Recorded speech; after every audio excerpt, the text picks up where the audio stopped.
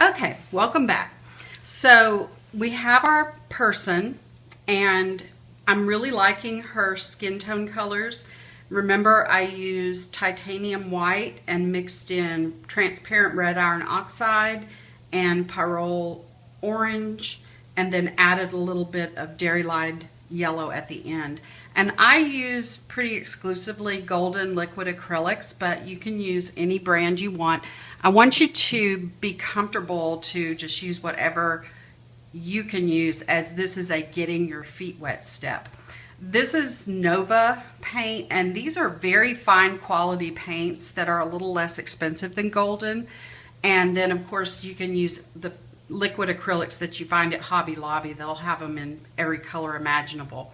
The difference between the golden and the paints you would find at Hobby Lobby is just the percent of pigment that comes in there that just really gives you these very vibrant colors that you're seeing. So I have already gone in. We've got our woman reclining. This cross was part of my signature, and it was kind of showing through, and I liked it, so I've outlined that. I also have the word thrive showing through, and I may keep that in the end, but I'm just kind of holding off on that. We have our collage pieces, and just kind of think about how you want this to be. I've decided to make mine rocks, and I'm going to have water flowing through the rocks, and then I'm going to have lotus blossoms down here, because I always find lotus blossoms just this beautiful energy of growth. And so this side is going to be the rocks and the lotus blossoms.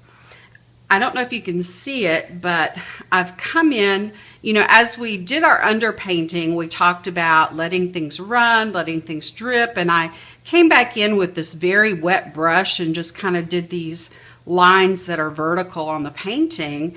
And then as I was just kind of sketching out her body, I was like, oh wow, these are just going to be gorgeous trees. And so in order to kind of keep that ethereal, impressionistic feel, I'm coming in with kind of this pink and yellow and bringing in the trees. And another thing I want you to notice is the effects of the darks and lights. This side has ended up being darker than this side, which I actually really like. And so I'm going to try to preserve that as I go. Not that I'm going to keep this without color, but I'm going to have a gradation of color from light to dark as you go from the left side of this painting to the right. And so I want to show you how I'm accomplishing that. I'm using fairly small brushes on the trees, and you could even go one size smaller than that if you wanted to.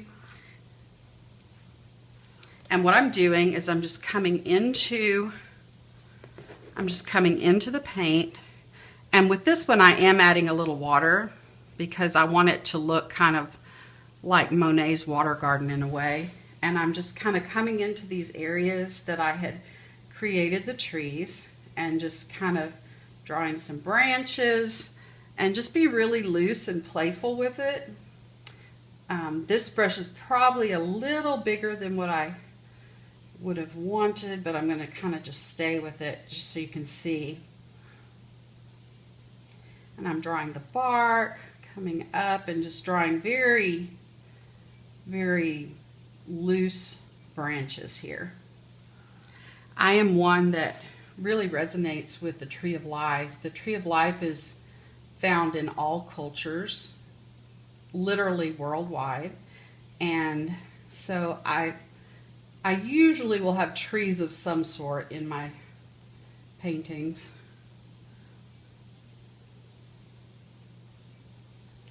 So this one I'm coming in a little less water. These are really curvy trees. I went out to a friend's ranch. Being in Texas, we have ranches here. It's really fun. And he is a naturalist, and he cultivates natural native Texas plants. And it was the most fascinating thing. But what I loved and what I noticed, I mean, he had all the traditional oaks, and hickories and elms and walnuts and, just every kind of tree you could imagine. But what was so fascinating to me was he had trees that were several hundred years old, and I love to think of what stories they might tell if they could, if they had a voice to do that. But the thing that I noticed this particular visit was how the trees really are so gnarly in places. I mean, they grow around and in and through things. And so he had every kind of tree, and every kind of habitat as well. And so there were some trees that were standing alone in a field, and they would be just perfectly straight and, bark and everything, making this perfect tree shape. But any of the trees that were like in the forested area of his land were having to grow around things, and so where they might have had a very straight trunk, if they were just growing out in a field, because they were having to compete with other trees, some of them had these really interesting curving shapes. And I think about life, and how we might start out thinking we're just going to be unblemished and perfect, and, life will come along and just kind of give us a little wake-up call and say, there can be beauty in these twists and turns, and things that we think of as imperfections, God sees as beautiful. And so I just invite you to, the next time you see or look at nature and trees, notice some of the ones that have those gnarly looking shapes, and kind of just imagine, let yourself imagine, what brought them to that place? What were they having to grow around? What did they go through? And how beautiful they are now in their current form, because they're lovely. And would they have been as beautiful if they hadn't had to grow around some other plant? Probably. They would just be different. Okay, I'm going to add a little quinacridone red now as I'm coming over to this other side. And also some more yellow. This is a Hansa yellow medium. And I'm just going to move this over here so that hopefully you can continue seeing it. So I'm coming up now, adding more color. As you do this also, I want you to think about, we're talking about growth. Look at these trees and the growth. And certainly the growth may be in different, oh, that's way too red, in different patterns than what the original plan was. Well, or with trees, is there a plan? That's a good thought. So I want you to think about the growth that you're envisioning for yourself. Think about the self-care that's going to help you get that done. And then think about ways in which your heart can blossom and grow and really thrive as you move forward. What is that going to look like?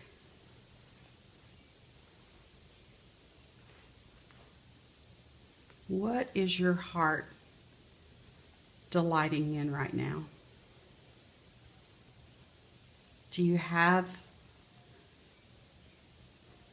something that literally lights your soul fire? And I ask you that because it is that thing that lights your soul fire, that thing that you feel the most passionate about, that can then turn around and be something you put into service for others. And if you've spent any time on my website, you know that for me, I live very intentionally, and I consecrate my life and my days to God and to serving God.